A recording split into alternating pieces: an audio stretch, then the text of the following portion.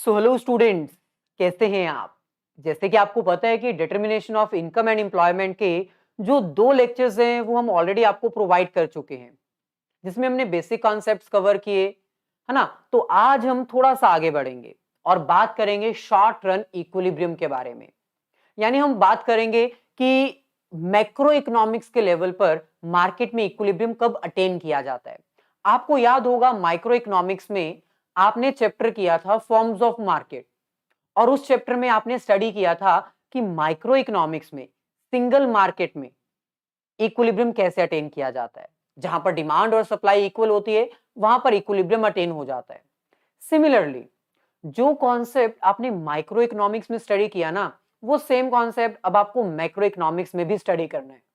यानी macro economics के level पर, एग्रीगेट लेवल पर, इकोनॉमी एज अ होल पर आपको पता लगाना है कि एक मार्केट में इक्विलिब्रियम कब अटेन होता है। आज हमारे पास है determination of income and employment का थर्ड लेक्चर। इससे पहले अगर आपने कोई भी सेशन गलती से भी मिस किया है ना, तो कोई टेंशन की बात नहीं है, सभी सेशंस रिकॉर्डेड अवेलेबल हैं, जिनका लिंक डिस्क्रिप्शन में गिवन है। जब आपके पास टाइम हो और जब आपका मन हो, आप उसको रिकॉर्डेड फॉर्म में देख सकते हैं। स्टार्ट करने से पहले आप सभी से रिक्वेस्ट है कि भाई अगर आप फर्स्ट टाइम हमारे चैनल पर आए तो चैनल को सब्सक्राइब करके बेल आइकन को जरूर क्लिक कर दीजिएगा, ताकि फ्यूचर में अगर हम कोई भी वीडियो अपलोड करें तो उसका लिंक तुरंत आपको मिल जाए। अभी फिलहाल आप इस वीडियो को लाइक कर दीजिए और अपने सभी फ्रेंड्स के साथ शेयर कर दीजिए, ताकि आपके सारे फ्रेंड्स हमारे साथ लाइव जुड़ सकें और अगर उनको कोई डाउट हो तो वो हम लाइव डिस्कस कर सकें। जल्दी से जाइए, वीडियो को लाइक करिए और अपने सभी फ्रेंड्स को बुला लाइए, वीडियो को शेयर करके वापस आइए। फिर आज का कॉन्सेप्ट हम स्टार्ट करते हैं, that is short run equilibrium. Equilibrium with the help of aggregate demand, aggregate supply, saving and investment approach.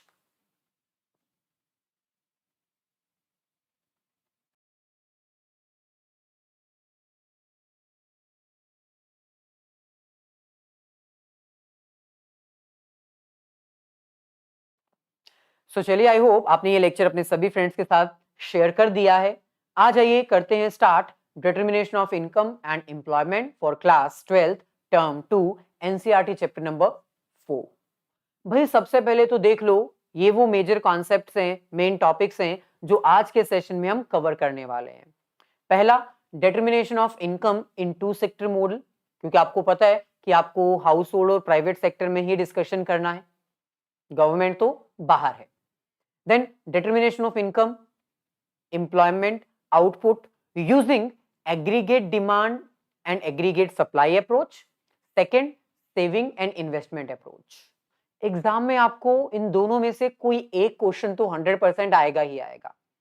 या तो आपको क्वेश्चन आएगा explain equilibrium using aggregate demand and aggregate supply approach, या फिर आ सकता है explain equilibrium with the help of saving and investment approach. दोनों आज हम कवर करेंगे प्रॉपर डायग्राम टेबल की हेल्प से। ओके, सबसे पहले आज के इस सेशन का जो नेम है वो है शॉर्ट रन इक्विलिब्रियम। ये शॉर्ट रन इक्विलिब्रियम का मतलब क्या है भाई? आज से पहले 11th क्लास में आपने माइक्रो इकोनॉमिक्स में थ्योरी ऑफ इक्विलिब्रियम स्टडी किया था। वहां पर आपने बहुत अच्छे से अंडरस्टैंड किया था कि जहां पर डिमांड और सप्लाई एक दूसरे को इंटरसेक्ट करती हैं, वहां पर इक्विलिब्रियम की सिचुएशन अटेन हो जाती है। यानी जब डिमांड और सप्लाई मार्केट में इक्वल हो जाती है, वो इक्विलिब्रियम की सिचुएशन कहलाती है। लेकिन 11th स्टैंडर्ड में आपने ये जो इक्विलिब्रियम की कंडीशन की थी वो माइक्रो लेवल की थी, यानी स्मॉल लेवल पर। वहां पर आपने पता लगाया था कि एक सिंगल मार्केट में एक इंडिविजुअल लेवल पर इक्विलिब्रियम कब आता है। और आपको अभी भी याद होगा, जहां पर डिमांड और सप्लाई इक्वल हो जाती है वहां पर इक्विलिब्रियम की कंडीशन सेटिस्फाई हो जाती है। जैसे फॉर एग्जांपल मान लो ये हमारे पास y एक्सिस है, ये x एक्सिस है। ये डिमांड है, मार्केट डिमांड, जो कि एक इंडिविजुअल मार्केट में है, और ये है मार्केट सप्लाई, जो कि एक इंडिविजुअल मार्केट में है। जहां पर हमारी ये डिमांड और सप्लाई कर्व एक दूसरे को इंटरसेक्ट करती हैं, वहां पर इक्विलिब्रियम की कंडीशन अटेन हो जाती है, आपको अभी भी याद होगा। सो इस कंडीशन के अकॉर्डिंग ये हमारे पास है मार्केट इक्विलिब्रियम, ये हमारे पास है इक्विलिब्रियम प्राइस, और ये हमारे पास है इक्विलिब्रियम क्वांटिटी। यानी माइक्रो लेवल पर, माइक्रो इकोनॉमिक्स में आपने इतना स्टडी किया था कि एक स्मॉल लेवल पर, एक इंडिविजुअल लेवल पर इक्विलिब्रियम कब अटेन होता है? जब डिमांड और सप्लाई इक्वल हो जाती है। जहां पर डिमांड और सप्लाई एक दूसरे को इंटरसेक्ट करती हैं, वहां पर हमारे पास आता है इक्विलिब्रियम प्राइस, और जहां पर डिमांड और सप्लाई इक्वल हो जाती है, वहां पर हमारे पास आ जाता है इक्विलिब्रियम क्वांटिटी। अब यही केस स्टडी आपको थोड़ा हायर लेवल पर करना है, मैक्रो इकोनॉमिक्स में करना है। तो आज हम वही करने वाले हैं। हेलो विक्स। लेकिन आपको यह पता होना चाहिए कि जब आपने इक्विलिब्रियम स्टडी किया था माइक्रो इकोनॉमिक्स में, माइक्रो लेवल पर, तो वहां पर आपको ज्यादा दिक्कत नहीं आई होगी, क्योंकि वो स्मॉल एरिया है। वहां पर आपको कोई रिस्क, कोई अनसर्टेनिटी नहीं है, कोई चेंजेस नहीं आते मार्केट में ज्यादा। लेकिन मैक्रो इकोनॉमिक्स तो अनस्टेबल होती है, कभी भी कोई भी चेंज आ सकता है। इतनी बड़ी इकोनॉमी को सबसे पहले तो मेजर करना ही बहुत मुश्किल होता है। दूसरा, इतनी बड़ी इकोनॉमी में कुछ भी स्टेबल नहीं होता, कुछ भी फिक्स्ड नहीं होता, सब कुछ फ्लक्चुएट होता ही रहता है। Everything keeps on changing. तो क्या इतने बड़े लेवल पर आप इक्विलिब्रियम कहां पर आएगा ये पता लगा सकते हो? ऑल दो फाइंड आउट करना थोड़ा मुश्किल है, लेकिन हम शॉर्ट रन में तो पता लगा सकते हैं ना। मैक्रो इकोनॉमिक्स एक ऐसा सब्जेक्ट है जो कि बहुत वाइडर है, चेंज होता रहता है, कुछ भी यहां पर स्टेबल नहीं रहता, कुछ भी फिक्स नहीं है, कुछ भी मेजर नहीं किया जा सकता, क्योंकि जब तक हम मेजर करेंगे तब तक रिजल्ट्स चेंज हो जाएंगे। तो क्या मैक्रो इकोनॉमिक्स में, मैक्रो लेवल पर, क्या इक्विलिब्रियम फाइंड आउट करना इम्पॉसिबल है? Not at all. हम शॉर्ट रन की बात करेंगे। तो शॉर्ट रन इक्विलिब्रियम इसको क्यों कहा जाता है? क्योंकि मैक्रो इकोनॉमिक्स में हम शॉर्ट पीरियड के लिए इक्विलिब्रियम की कंडीशन को स्टडी करते हैं। लॉन्ग रन में कुछ भी फिक्स्ड नहीं होता, लॉन्ग रन में कुछ भी स्टेबल नहीं होता, लॉन्ग रन में कुछ भी मेजरेबल नहीं होता, इसलिए लॉन्ग रन में हम इक्विलिब्रियम तो स्टडी नहीं कर सकते। सो इसीलिए इस चैप्टर का नेम है शॉर्ट रन इक्विलिब्रियम। सो क्योंकि हम मैक्रो लेवल पर शॉर्ट पीरियड में अपनी कैलकुलेशंस कर रहे हैं, शॉर्ट रन में कैलकुलेशंस कर रहे हैं, इसलिए हम इसको कहते हैं short run equilibrium. So hence the concept of equilibrium at macro level is needs to be understand under short run. अब शॉर्ट रन आपको पता है ना क्या होता है, जिसको हम शॉर्ट पीरियड भी कहते हैं।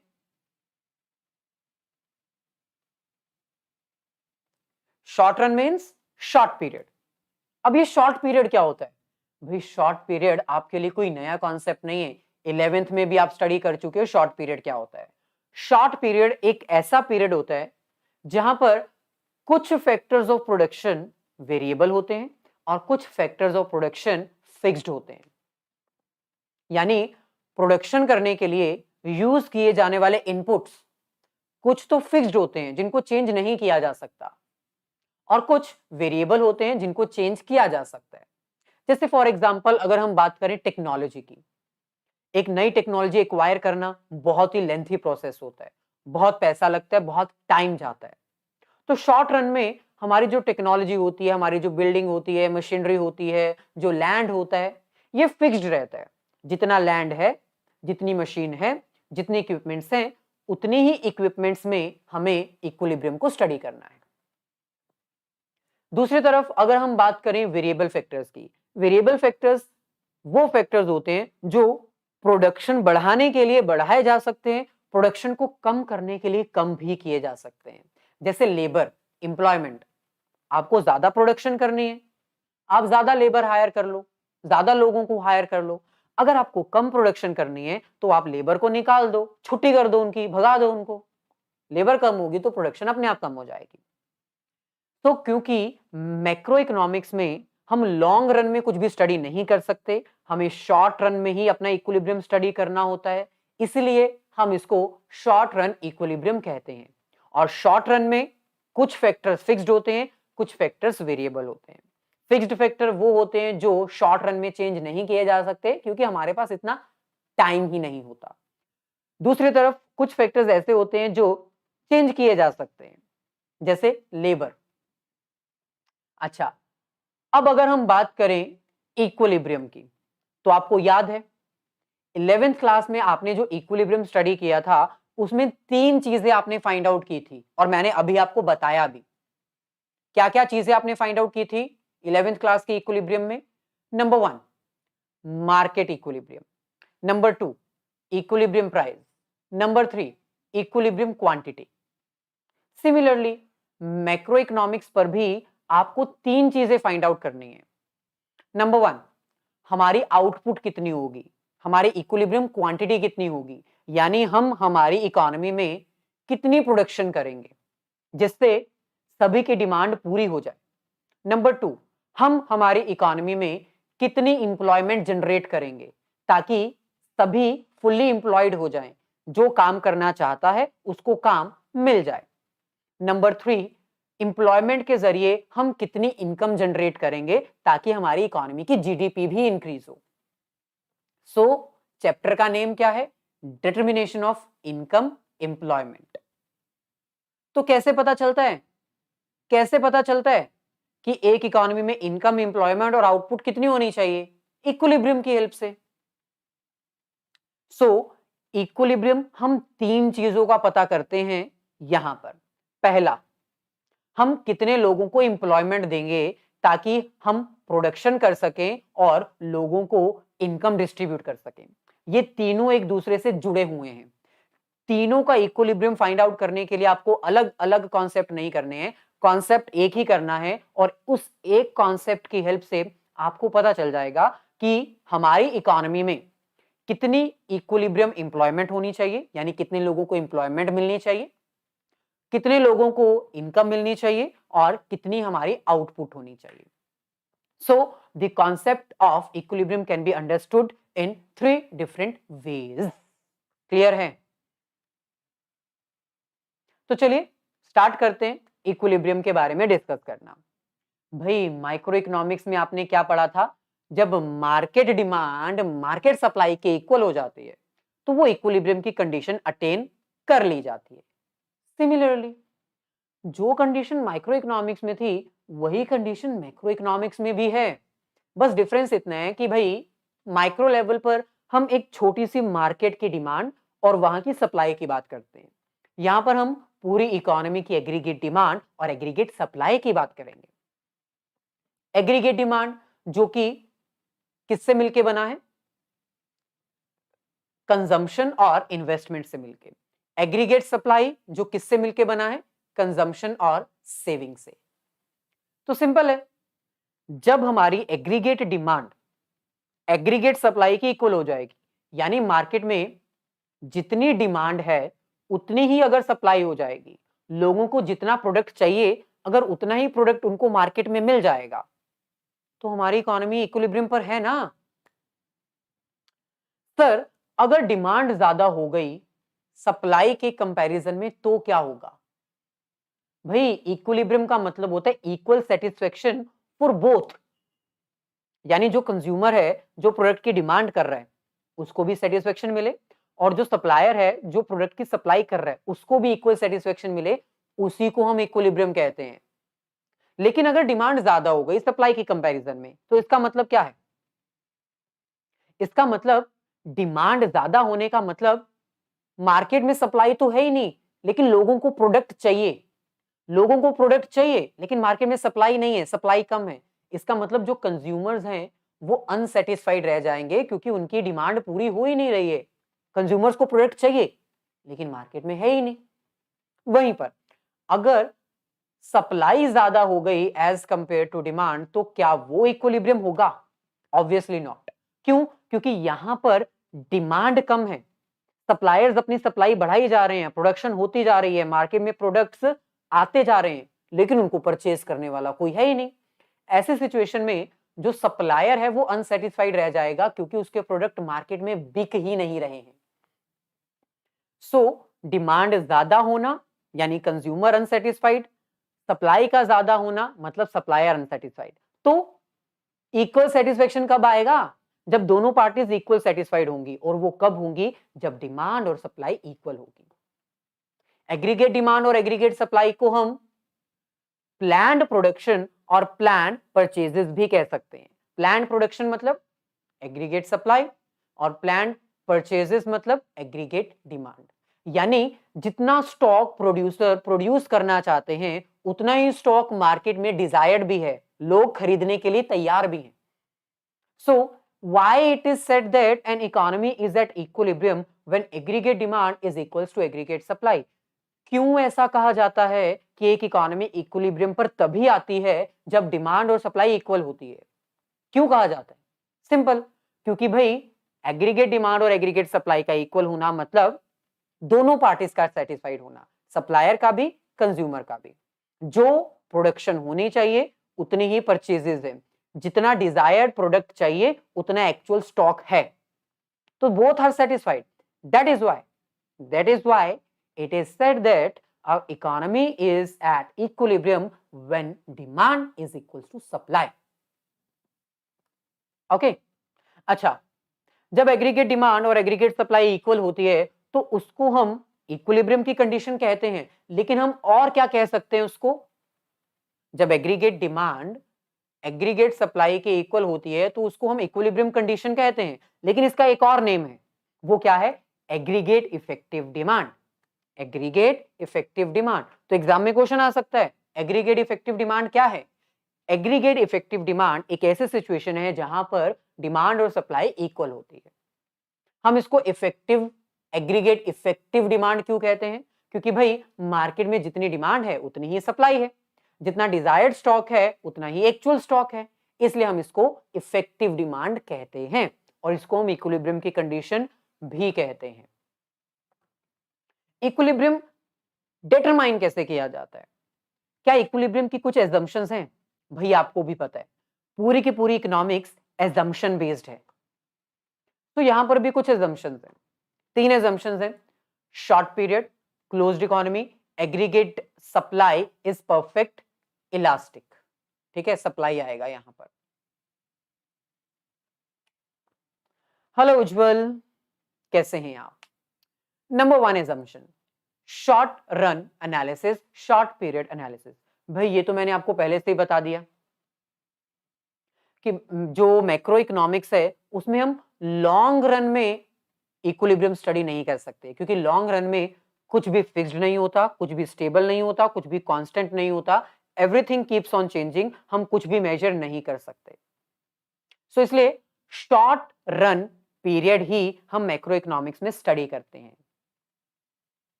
चलिए, वेरी गुड उज्जवल। अच्छा, second, closed economy. Second assumption क्या है? यहां पर हम क्लोज्ड इकोनॉमी की बात कर रहे हैं। क्लोज्ड इकोनॉमी मतलब यहां पर सिर्फ 2 ही सेक्टर हैं, एक प्रोड्यूसर सेक्टर, एक हाउस होल्ड सेक्टर। गवर्नमेंट की कोई इंटरफेरेंस नहीं है और कोई इंपोर्ट एक्सपोर्ट नहीं होता, सिर्फ 2 सेक्टर की बात हो रही है यहां पर। ये हमारी सेकेंड एजम्पशन है। Third assumption, aggregate supply is perfect elastic. यहां पर हम एग्रीगेट डिमांड नहीं, एग्रीगेट सप्लाई की बात कर रहे हैं। हमारी एग्रीगेट सप्लाई जो है ना वो परफेक्ट इलास्टिक है। परफेक्ट इलास्टिक का मतलब एग्रीगेट सप्लाई बढ़ भी सकती है, कम भी हो सकती है सडनली। जैसे फॉर एग्जांपल, मार्केट में अगर प्रोडक्ट की डिमांड बढ़ जाती है तो सप्लाई बढ़ाई जा सकती है, अगर मार्केट में प्रोडक्ट की डिमांड कम हो जाती है तो सप्लाई कम की जा सकती है। सर ऐसे कैसे? देखो सिंपल है, हम ये बात कर रहे हैं कि मार्केट में क्या इंप्लॉयमेंट जनरेट की जा सकती है या नहीं की जा सकती।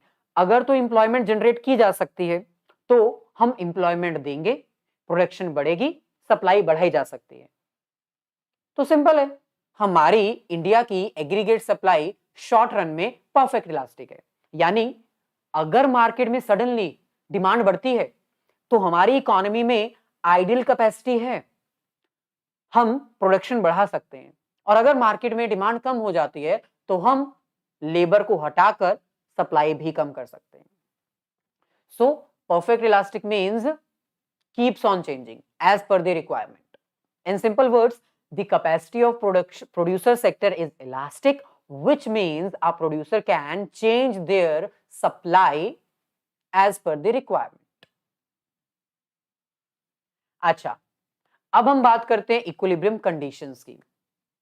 3 assumptions आपने स्टडी कर ली, उन 3 assumptions के अकॉर्डिंग फर्स्ट हमारे पास है condition when aggregate demand is equals to aggregate supply, and second condition is when savings are is equals to investment. Exam में आपको दोनों में से कोई एक अप्रोच आ सकती है। आपको कहा जा सकता है explain equilibrium condition with the help of demand and supply. तो आपको ये फर्स्ट अप्रोच यूज करनी है। आपको एग्जाम में ये भी क्वेश्चन आ सकता है explain equilibrium condition with the help of saving and investment. तो मैं आपको दोनों करके बता देता हूं। सबसे पहले इतना समझ लीजिए कि एग्रीगेट डिमांड के 2 कंपोनेंट्स होते हैं, consumption and investment. Aggregate supply के 2 कंपोनेंट्स होते हैं, कंजम्पशंस एंड सेविंग। यानी अगर मैं इसको शॉर्ट फॉर्म में यहां पर लिखूं तो एग्रीगेट डिमांड कंजम्पशन और इन्वेस्टमेंट से मिलकर बना है, एग्रीगेट सप्लाई कंजम्पशन और सेविंग से मिलकर बना है। जब ये दोनों इक्वल हो जाएंगे तो इक्विलिब्रियम की कंडीशन अटेन हो जाएगी। और कंजम्पशन दोनों में कॉमन है, इसका मतलब इन्वेस्टमेंट और सेविंग्स जब इक्वल हो जाएंगी तो भी इक्विलिब्रियम कंडीशन अटेन हो जाएगी। तो दोनों में से कोई भी अप्रोच आपको एग्जाम में पूछी जा सकती है।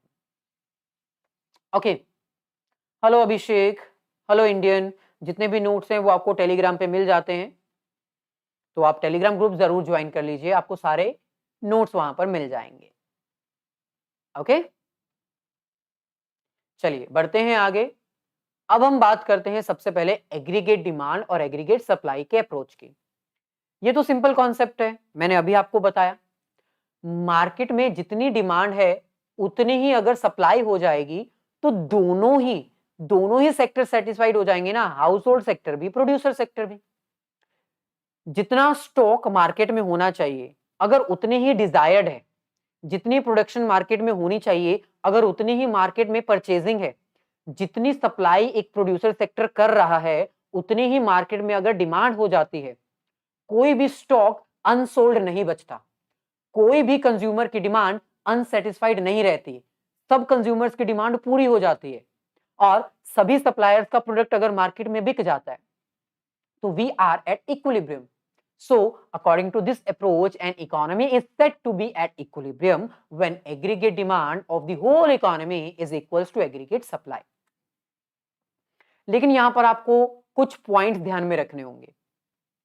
एग्रीगेट डिमांड और एग्रीगेट सप्लाई, इन दोनों में से इंपॉर्टेंट रोल कौन परफॉर्म करता है? Aggregate demand. क्योंकि एग्रीगेट जो सप्लाई है ना वो तो परफेक्ट इलास्टिक है, मैंने अभी आपको बताया। Aggregate demand important role perform करती है, एग्रीगेट सप्लाई इलास्टिक है। क्योंकि अगर मार्केट में डिमांड बढ़ेगी तो प्रोड्यूसर सेक्टर अपनी सप्लाई बढ़ा देगा, अगर मार्केट में डिमांड कम होगी तो प्रोड्यूसर सेक्टर अपनी सप्लाई भी कम कर देगा। यानी इंपॉर्टेंट रोल किसका है? डिमांड का।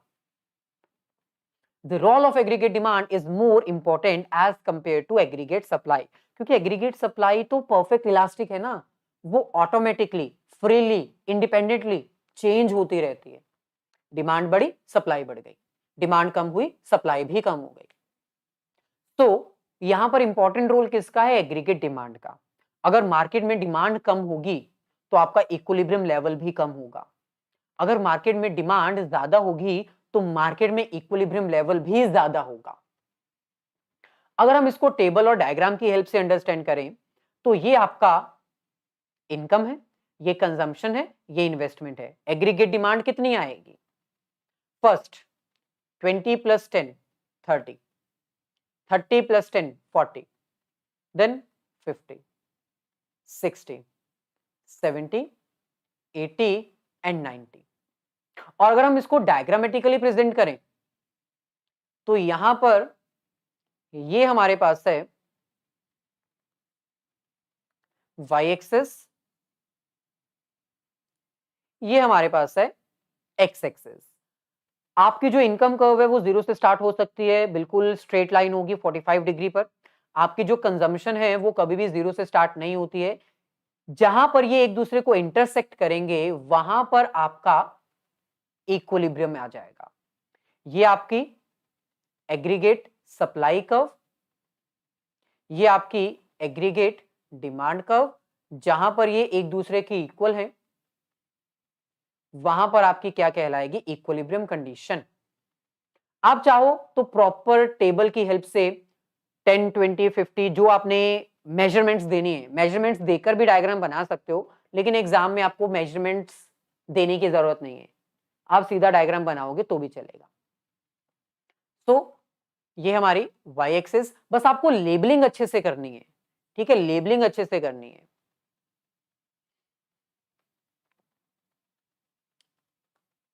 सिमिलरली जैसे कि मैंने आपको बताया, इक्वेशन एग्रीगेट सप्लाई और एग्रीगेट डिमांड को इक्वल करने पे आपकी इक्विलिब्रियम अटेन हो जाएगी। लेकिन भाई अगर डिमांड या सप्लाई दोनों में से कोई एक चीज ज्यादा हो जाती है तो क्या किया जाएगा? मान लो आपकी एग्रीगेट सप्लाई ज्यादा है as compare to demand. Aggregate supply का ज्यादा होना मतलब मार्केट में प्रोडक्ट्स की सप्लाई बहुत ज्यादा है, कंज्यूमर प्रोडक्ट परचेज कर ही नहीं रहे हैं, लेकिन प्रोड्यूसर्स अपनी सप्लाई मार्केट में भेजी जा रहे हैं। इससे क्या होगा, मार्केट में स्टॉक अनसोल्ड रह जाएगा और जो सप्लायर है वो अनसेटिस्फाइड हो जाएगा। सप्लायर जो है वो अनसेटिस्फाइड हो जाएगा क्योंकि उसका सामान मार्केट में बिकेगा ही नहीं। दूसरी तरफ अगर सप्लाई के कंपैरिजन में डिमांड ज्यादा होगी तो इस सिचुएशन में कस्टमर डिमांड तो कर रहे हैं लेकिन मार्केट में सप्लाई ही नहीं है, मार्केट में प्रोडक्ट ही अवेलेबल नहीं है, जिसके कारण कंज्यूमर अनसेटिस्फाइड रह जाएगा। क्योंकि भाई कंज्यूमर को प्रोडक्ट तो चाहिए लेकिन मिल ही नहीं रहा है। तो इक्विलिब्रियम की सिचुएशन क्या होगी, जब ये दोनों इक्वल होंगे, सप्लाई का ज्यादा होना यानी अनसोल्ड स्टॉक, और अगर डिमांड ज्यादा है इसका मतलब अनसेटिस्फाइड कंज्यूमर। आगे बढ़ते हैं, बात करते हैं सेविंग्स और इन्वेस्टमेंट अप्रोच की। जैसे हमने एग्रीगेट डिमांड और एग्रीगेट सप्लाई की अप्रोच की हेल्प से इक्विलिब्रियम को स्टडी किया, सिमिलरली हम सेविंग और इन्वेस्टमेंट अप्रोच की हेल्प से भी इक्विलिब्रियम को स्टडी कर सकते हैं। कैसे? सिंपल भाई, एग्रीगेट डिमांड के कंपोनेंट्स कौन से होते हैं? Consumption and investment. Aggregate supply के कंपोनेंट्स क्या होते हैं? Consumption and saving. तो कंजम्पशन तो दोनों में कॉमन है ना, कंजम्पशन से कंजम्पशन कैंसिल हुआ तो बचा क्या? इन्वेस्टमेंट और सेविंग। यानी एक इकोनॉमी में जितना पैसा सेव किया जाता है अगर उतना ही पैसा मार्केट में इन्वेस्ट हो जाए तो एक इकोनॉमी में इक्विलिब्रियम की कंडीशन अपने आप अचीव हो जाएगी। सर क्या होगा अगर सेविंग्स ज्यादा होंगी और इन्वेस्टमेंट कम होगी? क्या होगा अगर इन्वेस्टमेंट ज्यादा होगी और सेविंग कम होगी? तो वो भी हम स्टडी करते हैं, लेकिन प्रॉपर इक्विलिब्रियम कंडीशन क्या होगी? जब आपकी सेविंग और इन्वेस्टमेंट इक्वल होगी। अगर आप सेविंग्स करते हो, अगर आप ज्यादा पैसा सेव करते हो तो इससे क्या होगा, मार्केट में से कैश का विड्रॉवल हो जाएगा। आप अपना पैसा बचा रहे हो, इसका मतलब कैश फ्लो में से आपका पैसा कम हो जाएगा, जिसको हम विड्रॉवल कहते हैं, जिसको हम लीकेज कहते हैं, जिसके कारण मार्केट में कंजम्पशन एक्टिविटीज कम हो जाएंगी, मार्केट में डिसइक्विलिब्रियम आ जाएगा, प्रोडक्शन ज्यादा नहीं हो पाएगी। दूसरी तरफ अगर हम इन्वेस्टमेंट की बात करते हैं तो पैसा इन्वेस्ट करना will act as a injection.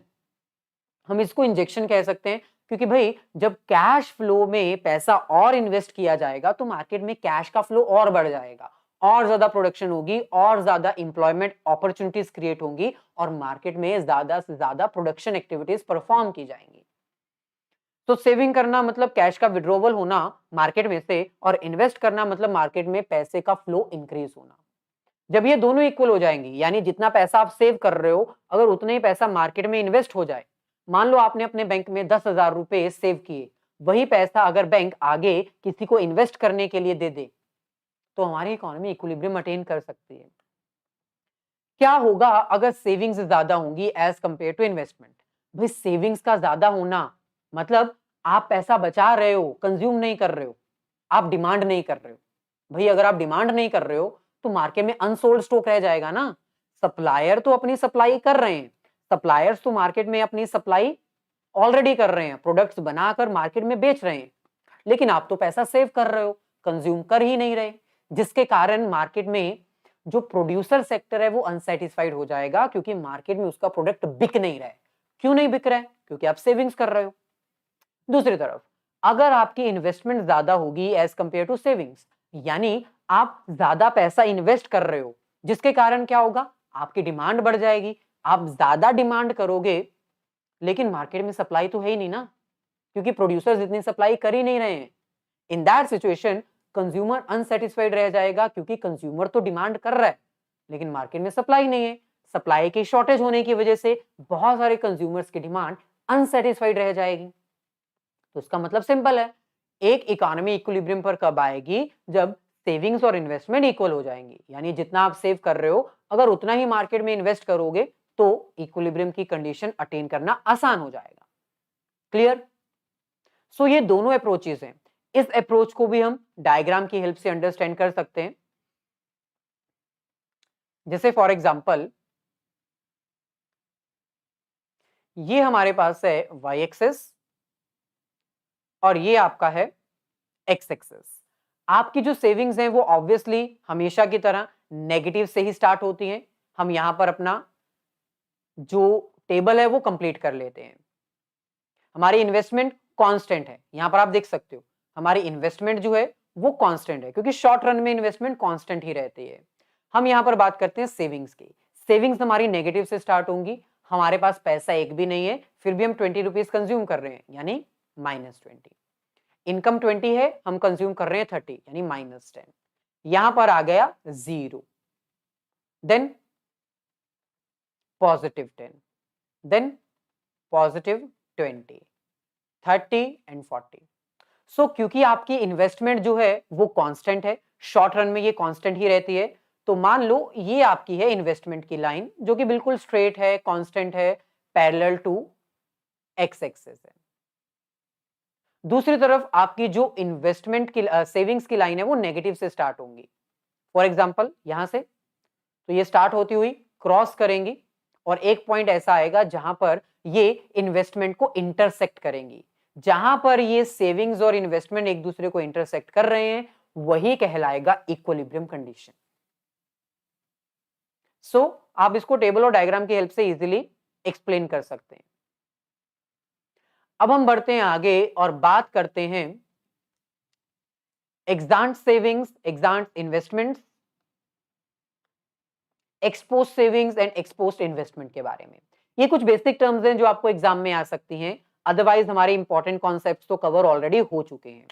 Hello अदी, कॉस्ट अकाउंटिंग की वीडियोस का लिंक आपको डिस्क्रिप्शन में मिल जाएगा, जितनी वीडियोस हमने अपलोड की हैं। ओके, चलिए सबसे पहले हम बात करते हैं एग्जांट सेविंग्स की। एग्जांट सेविंग्स का मतलब होता है डिजायर्ड सेविंग्स, प्लान्ड सेविंग्स, यानी हम हमारी इकोनॉमी में कितना पैसा बचाने के बारे में सोच रहे हैं। These are the savings which people are willing to make in the economy. ये वो पैसा है जो लोग इकोनॉमी में से विड्रॉ करवाना चाहते हैं और बचाकर रखना चाहते हैं, विलिंग है उनका। सिमिलरली एग्जांट इन्वेस्टमेंट का मतलब क्या होता है? डिजायर्ड इन्वेस्टमेंट, यानी हमारी इकोनॉमी के लोग कितना पैसा इन्वेस्ट करने की इच्छा रखते हैं, कितना पैसा वो इन्वेस्ट करना चाहते हैं। सो ये एक तरह से उनकी डिजायर है। दूसरी तरफ एक्स पोस्ट सेविंग्स का मतलब क्या होता है? एक्चुअल सेविंग्स, यानी ये वो सेविंग्स हैं जो हमारी इकोनॉमी के लोग एक्चुअल में सेव कर रहे हैं। ये वो पैसा है जो हमारी इकोनॉमी के लोग एक्चुअली विड्रॉ करवा चुके हैं अपनी इकोनॉमी में से in the form of savings. वहीं पर दूसरी तरफ एक्स पोस्ट इन्वेस्टमेंट का मतलब क्या होता है? Actual investment. ये वो पैसा है जो हमारी इकोनॉमी के लोग एक्चुअली मार्केट में इन्वेस्ट कर चुके हैं, इंजेक्ट कर चुके हैं, जिसके कारण कैश फ्लो मार्केट में इंक्रीज हो चुका है। सो दोनों के बीच का बेसिक डिफरेंस आपको पता चल गया। जैसे कि मैंने बताया, savings will act as a withdrawal and investment will act as a injection. अगर आप पैसा सेव करते हो तो वो आपका विड्रॉवल होगा, और अगर आप पैसा इन्वेस्ट करते हो तो वो आपका इंजेक्शन होगा। क्या इंजेक्शन का और विड्रॉवल का हमारी इक्विलिब्रियम के ऊपर कोई इंपैक्ट पड़ता है?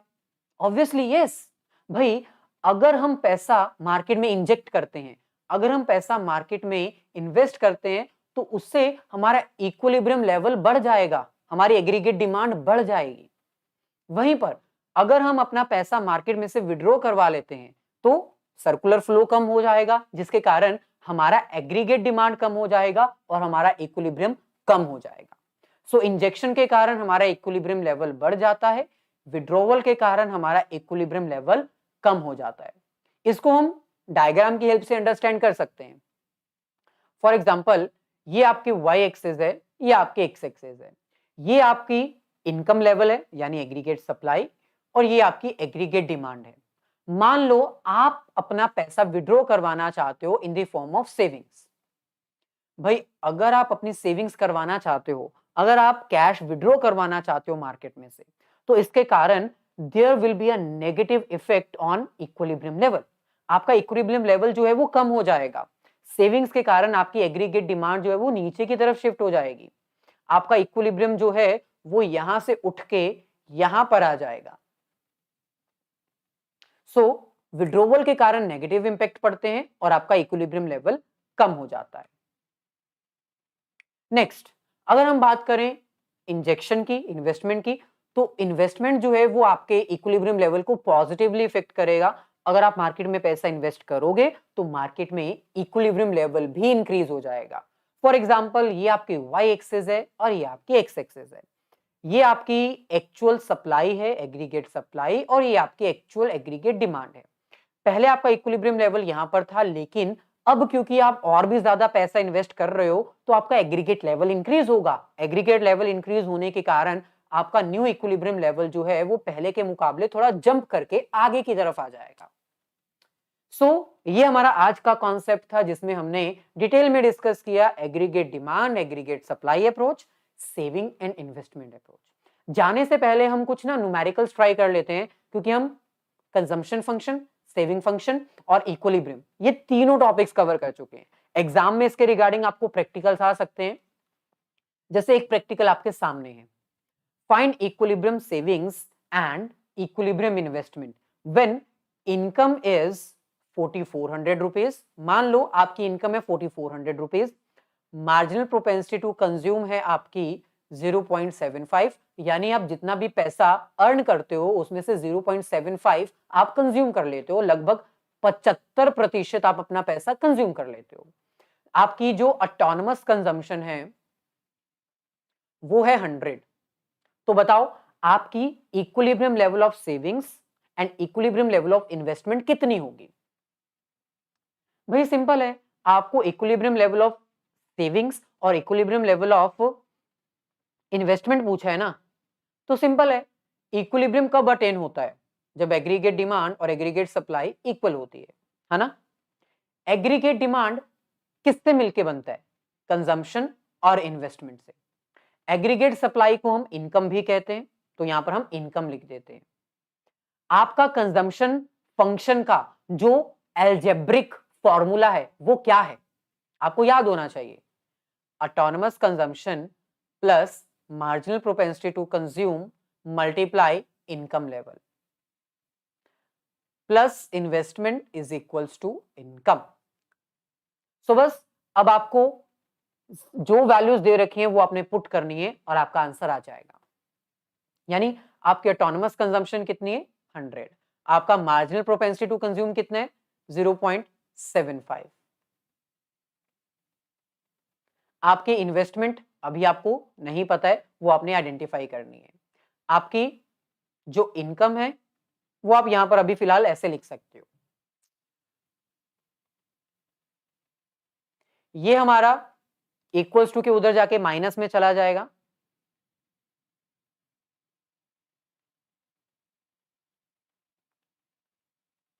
कितना बच जाएगा? 0.25y। तो इनकम लेवल तो आपको पता है, अब यहां पर पुट कर दो इनकम लेवल, जो कि है 4400। भाई ऐसे क्वेश्चंस आपको एग्जाम में आ सकते हैं और सच मानो बहुत ही आसान होते हैं। सो 0.25 मल्टीप्लाई 4400, ये आपका आ जाएगा 1100। तो बस सिंपल है, इन्वेस्टमेंट आपकी कितनी आ जाएगी 1000, यानी इक्विलिब्रियम लेवल ऑफ इन्वेस्टमेंट आपकी है 1000। इन्वेस्टमेंट आ गई तो सेविंग्स फाइंड आउट करना कौन सी बड़ी चीज है। आपके पास एग्रीगेट सप्लाई का फॉर्मूला है ना, क्या होता है, savings plus investment. Aggregate supply income कहलाती है, सॉरी यहां पर आपका कंजम्पशन आएगा।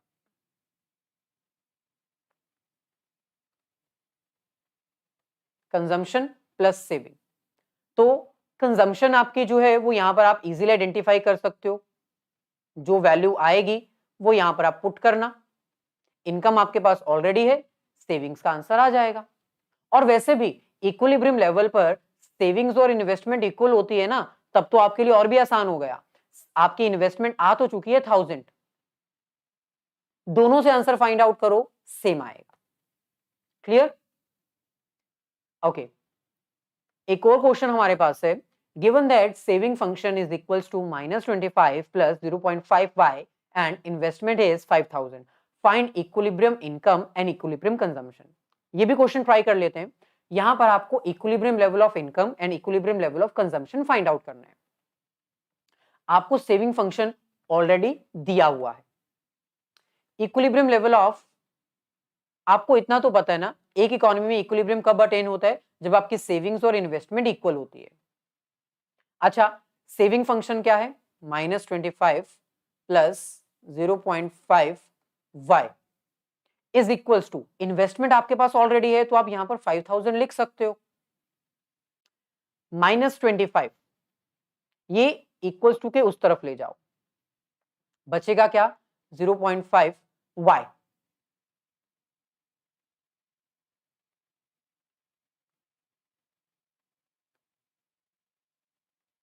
कितना आ जाएगा 5025, यहां से आपकी इक्विलिब्रियम लेवल ऑफ इनकम आ जाएगी।